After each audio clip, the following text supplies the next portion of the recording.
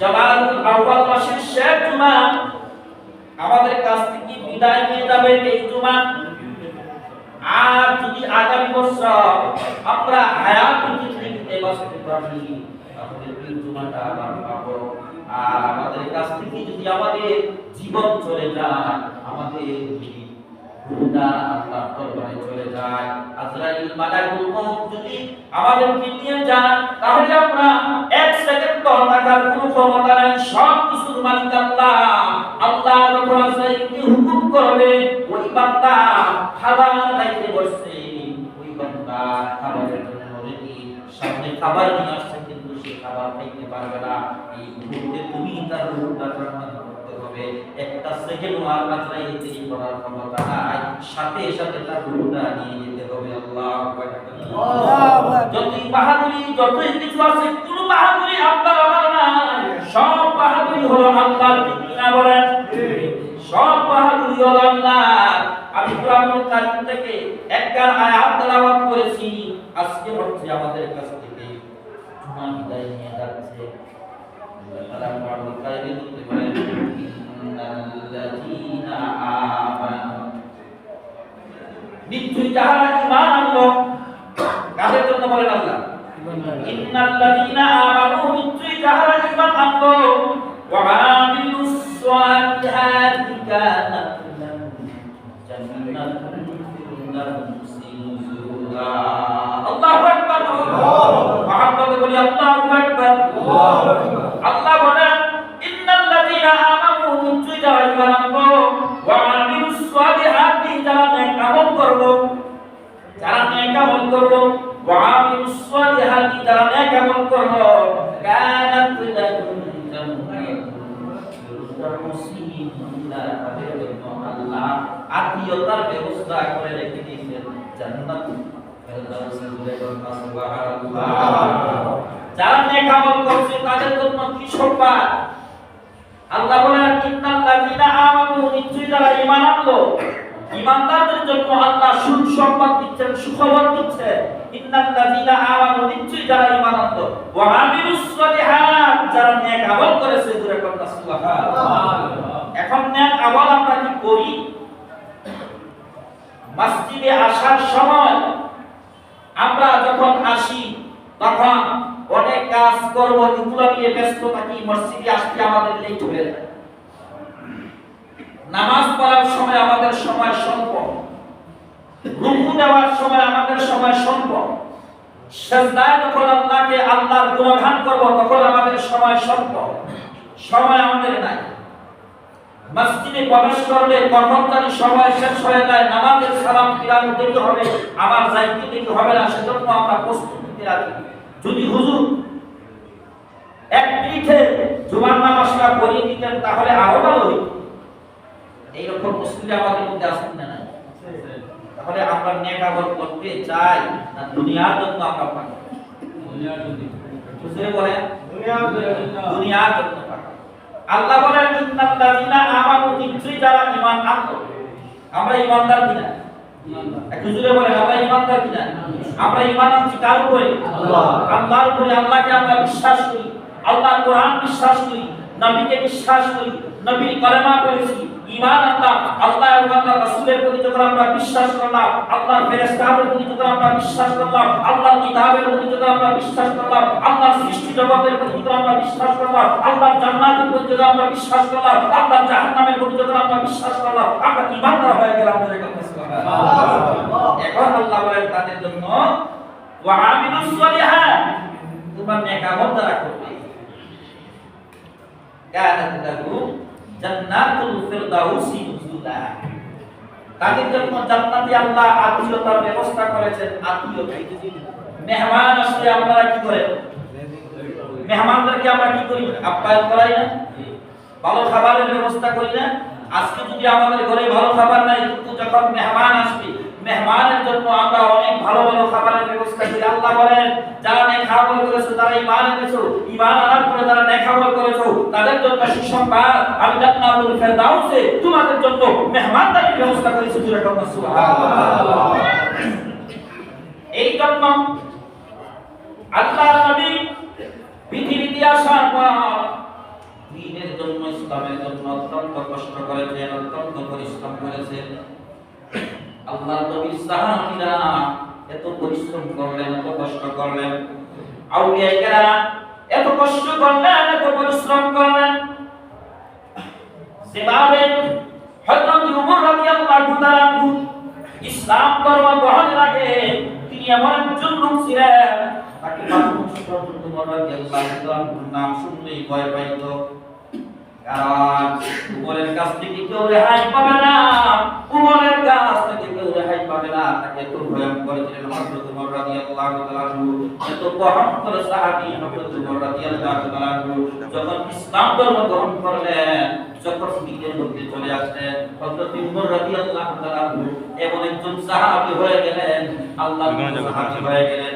কিয়ামতে যা কিছু আছে সব কিছু আল্লাহর রহমত, আল্লাহর নিয়ামত, আল্লাহর বরকত তিনার মধ্যে চলে আসলো।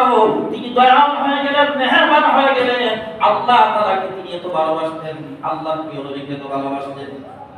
এই মুসলমান হওয়ার আগে তিনি সন্ত্রাস ছিলেন, ইসলাম ধর্ম গ্রহণ করার পরে আর সেই সন্ত্রাস টিরার মধ্যে নাই। তিনি হয়ে গেলেন শান্ত শ্রেষ্ঠ একজন প্রিয় সাহাবী। জুড়ে বলুন সুবহানাল্লাহ। মুসলমান কখনো সন্ত্রাসবাদী হতে পারে না, কখনো ঝগড়া ফাসাদের মধ্যে লিপ্ত হতে পারে না। মুসলমান হতে হবে নম্র ভদ্র। আমার রাসূল মুসলমানদেরকে নম্রতা ভদ্রতা শিক্ষা দিয়েছেন। আজকে আমাদের মধ্যে নম্রতা চলে গেল, ভদ্রতা চলে গেল, আমাদের কাছে সন্ত্রাস, আমাদের কাছে সন্ত্রাস ছাড়া কিছুই নাই। এই জন্য আল্লাহর নবী দ্বীনের জন্য কষ্ট করেছেন, মায়ের খেয়েছেন, মায়ের দেন নাই, মায়ের খেয়েছেন, মায়ের দেন না। কারণ আল্লাহর নবী আদর্শ যদি আমরা আদর্শবান যদি হতে হয়, তাহলে আপনি নম্র হতে হবে, ভদ্র হতে হবে। অন্যায়কারীদেরকে আপনি যখন অন্যায়কারীদেরকে প্রতিবাদ করবেন, কিন্তু অন্যায় যারা করবে তার প্রতিবাদ করতে হবে। প্রতিবাদ করার সাথে সাথে শুধু আক্রমণ করে আক্রমণকে আপনি প্রতিহত করতে পারবেন, কিন্তু আপনি রাত্রের বেলায় অন্ধকারে রাস্তায় পেয়ে তার উপরে আক্রমণ করতে পারবেন না। যদি কেউ রাস্তায় পেয়ে রাত্রের বেলায় অন্ধকারে আক্রমণ করে, সে কখনো মুসলমান হতে পারে না, সে হলো ইহুদি খ্রিস্টান নাসারাদের দালাল। ঠিক কি না বলে? এই জন্য মুসলমান শান্ত হতে হবে, নম্র হতে হবে, ভদ্র হতে হবে। সেটা আমাদেরকে আল্লাহর নবীর সাহাবী হযরত আবু বকর সিদ্দিক রাদিয়াল্লাহু তাআলা শিক্ষা দিয়েছেন। হযরত আবু বকর সিদ্দিক রাদিয়াল্লাহু তাআলা ইহুদিদের একটা মাদ্রাসার মধ্যে গেলেন, ইহুদিদের এক মাদ্রাসায় গেলেন। মাদ্রাসায় বিশাল ওই ইহুদিদের আলেমরা একত্রিত হলো, সেখানে একটা অনুষ্ঠান ছিল, ইহুদিদের মিটিং ছিল। তখন সেই মিটিং এর মধ্যে আল্লাহর নবীর প্রিয় সাহাবী হযরত আবু বকর সিদ্দিক রাদিয়াল্লাহু তাআলা অংশগ্রহণ করলেন। সেখানে গেলেন, যাওয়ার পর সেখানে একজন ইহুদিদের একজন বড় আলেম ছিল, বড় একজন আলেম ছিল, তার নাম ছিল বকখাস। ওই আলেমকে তিনি ইসলামের দাওয়াত দিলেন, দ্বীনের দাওয়াত দিলেন, ইসলামের দাওয়াত দিলেন, দ্বীনের দাওয়াত দিলেন। ইসলামের দাওয়াত পেয়েছে, দ্বীনের দাওয়াত পেয়েছে। তখন হযরত আবু বকর সিদ্দিককে বলল, আবু বকর সিদ্দিক রাদিয়াল্লাহু তাআলা বললেন, হে বকখাস, তুমি ইসলাম ধর্ম গ্রহণ করো, কারণ ইসলাম ধর্ম হলো শান্তির ধর্ম।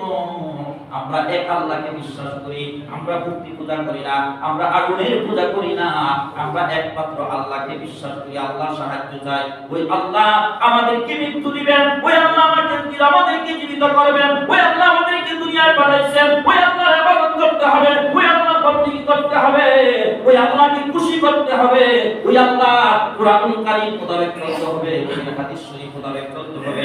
যদি চলতে পারি তাহলে আমাদের জন্য পরকালে হবে শান্তি। এই জন্য দুনিয়ায় তুমি ওই ইসলাম ধর্ম গ্রহণ করে আল্লাহর রাস্তায় ব্যয় করো, আল্লাহকে তুমি করতে হাসানা দান করো। সুবহানাল্লাহ। মান ইউরিদুল্লাহ কারদান হাসানা, আল্লাহু আকবার বলি, মান ইউরিদুল্লাহ কারদান হাসানা। আমার আল্লাহ বলেন যে উত্তম কর্তদান করে, উত্তম কর্তদান করে সেই হলো আল্লাহর দরবারে উত্তম ব্যক্তি, কর্জে হাসানা দান করে সেই হলো আল্লাহর দরবারে উত্তম ব্যক্তি।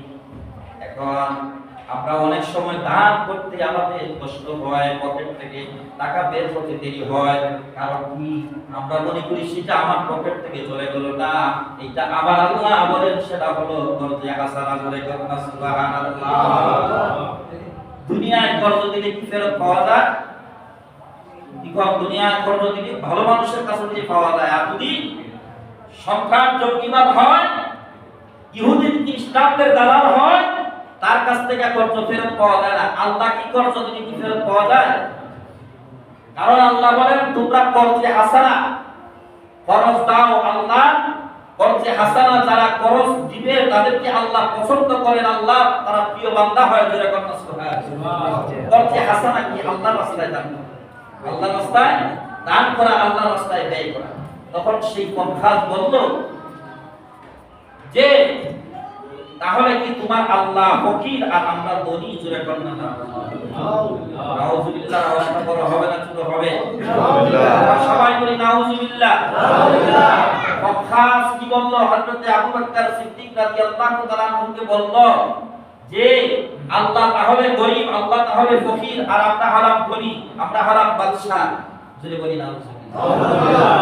সাথে সাথে হযরত আবু বকর সিদ্দিক রাদিয়াল্লাহু তাআলা কেমন মানুষ ছিলেন? নম্র ভদ্র, সাহাবীদের মধ্যে সবচাইতে শ্রেষ্ঠ সাহাবী আল্লাহর নবীর সাহাবী, নম্র ছিলেন, ভদ্র ছিলেন, আল্লাহর নবীর সাহাবী হযরত আবু বকর সিদ্দিক রাদিয়াল্লাহু তাআলা আনহুর রাগ চলে আসতো, আর রাগ থামাইতে পারলেন না। ওই আলেম পক্ষাসের গালের মধ্যে একটা থাপ্পড় মেরে দিলেন। হুজুরে কলমা সুবহানাল্লাহ। পক্ষাস থাপ্পড় খাওয়ার সাথে সাথে আল্লাহর নবীর দরবারে যায় বিচার আদায় করলো, সালিশি আদায় করলো। ইয়া রাসূলুল্লাহ, আপনার সাহাবী আবু বকর সিদ্দিক আমার গালে থাপ্পড় মেরে দিয়েছে। আল্লাহর নবী হযরতে আবু বকর সিদ্দিক রাদিয়াল্লাহু তাআলা আনহুকে ডাকলেন, ডেকে বলেন, আবু বকর, ওই পক্ষাসের গালে তুমি থাপ্পড় মেরে দিয়েছো, কারণটা কি? হযরত সাইয়েদিনা আবু বকর সিদ্দিক রাদিয়াল্লাহু তাআলা আনহু বলেন, ইয়া রাসূলুল্লাহ, ইয়া হাবিবাল্লাহ, যখন পক্ষা আবার আল্লাহকে ফকির বলেছে আর নিজেকে ধনী দাবি করেছে, আমি আর সহ্য করতে পারি নাই, আমি আর সহ্য করতে পারি নাই। কারণ আমি আল্লাহর প্রেমে প্রেমান্বিত ছিলাম, আমি আমার আল্লাহকে ভালোবাসি, কিন্তু আমি তাকে তারপরে মেরে দিয়েছি। আল্লাহ ইহুদিকে বলেন, ইহুদি, তুমি কি আল্লাহকে ফকির বলেছো, গরীব বলেছো? তুমি নিজেকে বাদশা দাবি করেছো, ধনী দাবি করেছো, সে অস্বীকার করলো। খারাপ মানুষ যারা, সারা খারাপ নাফরমান, তারা মিথ্যা কথা বেশি বেশি করে বলে, তারা অস্বীকার করে, কথা বলার পরেও তারা অস্বীকার করবে, তারা মিথ্যা কথা বলবে। যখন বিপদে পড়ে যাবে তখন তারা মিথ্যার আশ্রয় নিবে। কিন্তু আল্লাহওয়ালারা, আল্লাহর প্রিয় বান্দারা কখনো মিথ্যার আশ্রয় নেয় না। জোরে বলুন সুবহানাল্লাহ। এর প্রমাণ হলো হযরত আব্দুল কাদের জিলানী রাদিয়াল্লাহু তাআলা নিজের সম্পদ চলে যাবে, নিজের সব কিছু চলে যাবে, কিন্তু তিনি আল্লাহর প্রিয় বান্দা হযরত আব্দুল কাদের জিলানী কখনো মিথ্যার আশ্রয় নেন নাই। ওই আল্লাহর প্রিয় বান্দা যারা হবে, আল্লাহর প্রিয় বান্দা যারা হবে, তারা কখনো মিথ্যার আশ্রয় নেবে না। যারা জাহান্নামী হবে, যারা ইহুদি খ্রিস্টানদের দালাল হবে, যারা মুনাফিক হবে, তারা কথায় কথায় মিথ্যা কথা বলবে। কারণ যখন বিপদে পড়ে যাবে তখন তারা মিথ্যার আশ্রয় নেবে। হযরত আবু বকর সিদ্দিক রাদিয়াল্লাহু তাআলা যখন সত্য কথা বললেন, তখন সে দেখলো সে অন্যায় করেছে, ভুল করেছে, সাথে সাথে সে কি করলো?